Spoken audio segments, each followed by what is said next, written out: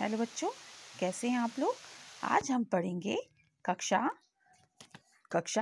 6 से बसंत भाग 1 बसंत। उसका पहले मैंने आपको चैप्टर पढ़ा चुकी हूँ पहले वाली वीडियो में। जो क्या था, उस चैप्टर का नाम क्या था? वह चिड़िया जो। उसकी आपको मैंने शब्दार्थ लिखाए थे और प्रश्न उत्तर लिखाए थे। अब आज हम पढ़ेंगे बचपन, पार्ट 2 बचपन। और इनकी रचयिता कौन है? इनकी रचयिता है कृष्णा सोबती। इन्होंने देखिए क्या लिखा है अपने बारे में या बताया है। तो अब हम स्टार्ट करते हैं। पार्ट 2 बचपन। मैं तुम्हें अपने बचपन की ओर ले जाऊंगी। तो लेखिका है, वह कह रही है कि मैं तुम्हें अपने बचपन की ओर, जो बचपना उन्होंने बिताया है, उस तरफ मैं तुम्हें ले जाऊंगी। मैं तुमसे कुछ इतनी बड़ी हूँ कि तुम्हारी दादी भी हो सकती है। वह कह रही है कि मैं तुमसे जो हूँ बहुत बड़ी हूँ और तुम्हारी दादी की तरह भी हो सकती हूँ, और तुम्हारी नानी भी हो सकती हूँ, नानी की तरह भी, बड़ी बुआ भी, बड़ी मौसी भी। परिवार में मुझे सभी लोग जीजी कहकर ही पुकारते हैं, और जो उनका परिवार था उन्हें सभी जीजी मीन्स यहाँ पर दीदी है, दीदी कहकर उसे परिवार में बुलाते होंगे। किसे? लेखिका को। हाँ, मैं इन दिनों कुछ बड़ा यानी उम्र में सयाना महसूस करने लगी हूँ। शायद इसलिए कि पिछली शताब्दी में पैदा हुई थी। मेरे पहनने ओढ़ने में भी काफ़ी बदलाव आए हैं।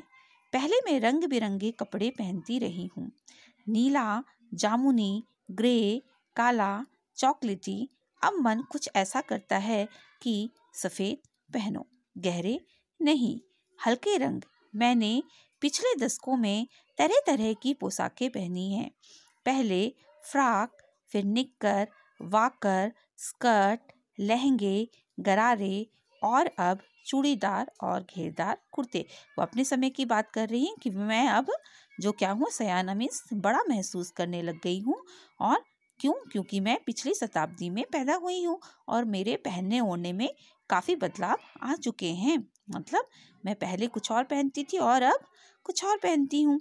जैसे पहले मैंने बहुत डार्क कलर के कपड़े पहनती थी, अब क्या पहनना है मुझे? हल्के रंग के कपड़े पहनने चाहिए। पहले मैंने क्या क्या पहने? फ्रॉक, निक्कर, वॉकर, स्कर्ट, लहंगे, इस प्रकार के कपड़े पहने हैं। बचपन की कुछ फ्रॉक तो मुझे अब तक याद है। मतलब जो लेखिका है उन्हें बचपन की अपनी जो फ्रॉक हैं, जो कपड़े हैं, वो अभी तक याद है। हल्की नीली और पीली धारी वाला फ्रॉक, गोल कॉलर और बाजू पर भी गोल कफ। एक हल्के गुलाबी रंग का बारीक चुन्नटों वाला घेरदार फ्रॉक, नीचे गुलाबी रंग की फ्रिल। उन दिनों फ्रॉक के ऊपर की जेब में रुमाल और बालों में इतराते रंग बिरंगे रिबन का चलन था। मतलब उस प्रकार के कपड़ों का चलन था जो वो बता रही है लेखिका। लेमन कलर का बड़े प्लेटों वाला गर्म फ्रॉक, जिसके नीचे फर टकी थी। 2 ट्यूनिक भी याद हैं, एक चॉकलेट रंग का और अंदर की कोटी प्यासी, दूसरा ग्रे और उसके साथ सफ़ेद कोटी। में तो बता रही है कि इस प्रकार के वो कपड़े पहनती थी। मुझे अपने मोजे और स्टॉकिंग भी याद है। स्टॉकिंग, बचपन में हमें अपने मोजे खुद धोने पड़ते थे। मतलब बता रही हैं कि जब हम छोटे थे तो हमें अपने कपड़े, मोजे क्या करने पड़ते थे? खुद ही धोने पड़ते थे। वह नौकर या नौकरानी को नहीं दिए जा सकते थे। इसकी सख्त मनाही थी। मतलब उनके घर में नौकर थे, लेकिन इसकी सख्त मनाही थी कि उन्हें मोजे अपने खुद ही धोने हैं। हम बच्चे इतवार की सुबह इसी में लगाते, धो लेने के बाद अपने अपने जूते पॉलिश करके चमकाते थे। मतलब जो अगर मोजे धो लेती थी तो वह अपने जूतों की सफाई करती थी। जब जूते कपड़े या ब्रश से रगड़ते तो पॉलिश की चमक उभरने लगती। सरवर, मुझे आज भी बूट पॉलिश करना अच्छा लगता है। और मतलब वो कह रही हैं कि मुझे आज भी अपने जूतों में पॉलिश करना अच्छा लगता है। हालांकि अब नई किस्म के शू आ चुके हैं। कहना होगा कि यह पहले से कहीं ज़्यादा आरामदेह है। मतलब पहले बहुत ही घिसने पड़ते थे ब्रशों को, लेकिन अब क्या है, जो अलग अलग प्रकार के शू पॉलिश आ गए, जिससे अब आराम होने लग गया है। हमें नए जूते मिलते। उसके साथ ही छालों का इलाज शुरू हो जाता। जब कभी लंबी सैर पर निकलते अपने पास रुई ज़रूर रखते। मतलब जब कभी हम बहुत ही लंबी यात्रा या घूमने के लिए निकलते थे तो अपने पास क्या रखते थे? रुई ज़रूर रखते थे। जूता लगा तो रुई में लगा लेते थे। मतलब जब कभी जूते हमें टाइट होते थे तो हम छालों, हमारे पैरों में छाले का, हम कहते हैं ना जूते ने हमें काट दिया है या छाले पड़ गए हमारे पैरों में इस जूते को पहनने पर, तो हम क्या रखते थे?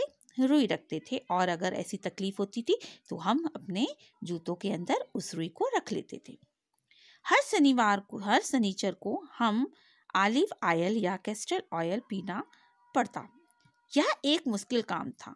शनिचर को सुबह से ही नाक में इसकी गंध आने लगती।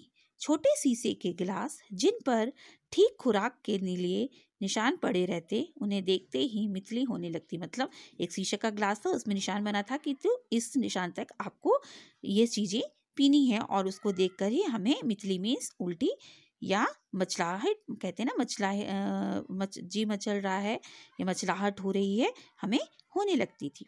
मुझे आज भी लगता है कि अगर हम ना भी पीते वह शनिवारी दवा तो कुछ ज़्यादा बिगड़ने वाला नहीं था और सेहत ठीक ही रहती। मतलब वो कह रही थी कि अगर हम नहीं पीते इस दवा को तब भी हमारी तबीयत ठीक रहती। अब तुम्हें बताऊंगी कि हमारा समय और तुम्हारे समय में कितनी दूरी हो चुकी है। वह कह रही है लेखिका कि अभी जो आपका समय है और हमारा समय में है उसमें कितनी दूरी आ चुकी है, कितना समय या कितना डिस्टेंस आ चुका है। यहाँ तक कि बचपन की दिलचस्पियाँ भी बदल गई। मतलब बच्चे आजकल क्या चाहते हैं और हमारे समय में क्या होता था वह बताएंगे। याद रहे उन दिनों कुछ घरों में ग्रामोफोन, तो वो बता रही हैं कि पहले के समय में क्या था और आज के समय में क्या है। तो याद रहे उन दिनों कुछ घरों में ग्रामोफोन थे, रेडियो और टेलीविज़न नहीं थे। मतलब रेडियो और टेलीविज़न नहीं थे। हमारे बचपन की कुल्फ़ी आइसक्रीम हो गई। मतलब जो कुल्फ़ी थी अब क्या हो गई है? आइसक्रीम हो गई। उस समय रेडियो और टेलीविज़न नहीं, उस समय टेलीविज़न और रेडियो नहीं थे, लेकिन आजकल क्या है? टीवी और रेडियो हर घर में है। और जो कुल्फ़ी क्या बन गई है? अब आइसक्रीम हो गई है। कचौड़ी, समोसा, पेटीज में बदल गया है। सहतूत और फालसे और खसखस के शरबत कोक पेप्सी में। मतलब सहतूत के और जो फलों के जूस थे अब वह किस में बदल गए हैं? कोक और पेप्सी में। देखा नहीं आजकल बच्चे कोक पेप्सी या कोल्ड ड्रिंक पीते हैं, उसमें बदल गए हैं। उन दिनों कोक नहीं था, लैमनेट विमटो मिलती थी। शिमला और नई दिल्ली में बड़े हुए बच्चों को वेंगर्स और डेविको रेस्तरां की चॉकलेट और पेस्ट्री मज़ा देने वाली होती। हम भाई बहनों की ड्यूटी लगती शिमला मॉल से ब्राउन ब्रेड लाने की। मतलब उस समय की बताया गया है कि उस समय जो बच्चे थे रेस्टोरेंट की चॉकलेट और पेस्ट्री जो मज़ा दे उस समय की थी उसमें उनको मज़ा देती थी। लेकिन आजकल के समय में पेस्ट्री नए नए प्रकार की पेस्ट्री आ गई, हर फ्लेवर में होती है। और हम भाई बहनों की ड्यूटी लगती है कि शिमला मॉल से ब्राउन ब्रेड लाने की। हमारा घर मॉल से ज़्यादा दूर नहीं था।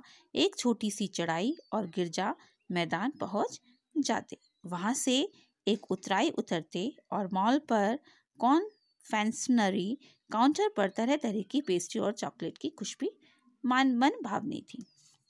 तो बता रही कि हमारा जो घर है वो मॉल से ज़्यादा दूर नहीं था। छोटी सी चढ़ाई और गिरजा मैदान पहुंच जाते और वहाँ से उतार कर कहाँ पर? एक काउंटर पर तरह तरह की पेस्ट्री और चॉकलेट की खुशबू आती थी। हमें हफ्ते में एक बार चॉकलेट खरीदने की छूट थी। और हफ्ते में कितनी बार? एक ही बार चॉकलेट करें। और आजकल के बच्चों की हर दिन, हर रोज़, हर एक घंटे में भी क्या करते हैं? वो चॉकलेट खरीदते हैं।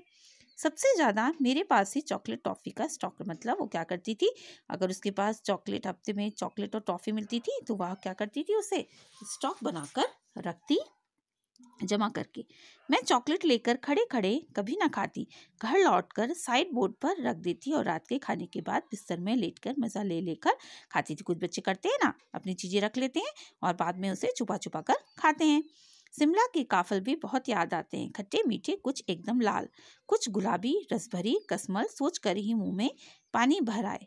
चेस्टनट और गजब की चीज़ आग पर भुने जाते और फिर छिलके उतार कर मुंह में। चने जोर गरम और अनारदाने का चूर्ण। हाँ, चने जोर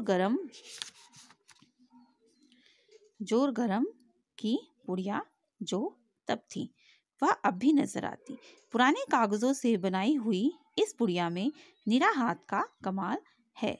नीचे से तिरछी लपेटते हुए ऊपर से इतनी चौड़ी कि चने आसानी से हथेली पर पहुंच जाए। एक वक्त था जब फिल्म का गाना चना जोर गरम बाबू में लाया मजेदार चना जोर गरम उन दिनों स्कूल के हर बच्चे को आता था।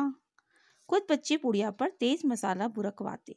पूरा गिरजा मैदान घूमने तक यह पुड़िया चलती। एक एक चना पापड़ी मुंह में डालने और कदम उठाने में एक खास ही लय रफ्तार थी। वो बता रही है कि उस समय किस प्रकार के गाना चलते थे और क्या लोग खाते थे। चना खाते थे। चुटपन में हमने शिमला रिस पर बहुत मजे किए हैं, घोड़ों की सवारी की है। शिमला के हर बच्चे को कभी न कभी यह मौका मिल ही जाता था। मतलब उन्होंने अपने समय में बहुत मजे करे हैं और घुड़सवारी भी की है। हम जाने क्यों घोड़ों को कुछ कमतर करके समझते, उन पर हंसते थे। ननिहाल के घोड़े खूब हष्ट पुष्ट और खूबसूरत। उनकी बात फिर कभी। शाम को रंग बिरंगे गुब्बारे, सामने जाखू का पहाड़, ऊंचा चर्च की घंटियां बजती तो दूर दूर तक उनकी गूंज फैल जाती। लगता इसके संगीत से प्रभु यीशु स्वयं कुछ कह रहे हैं। ओके बेटा, आज के लिए इतना ही। बाकी हम कल कंटिन्यू करेंगे इस चैप्टर को यहाँ से। Okay, take care, thanks.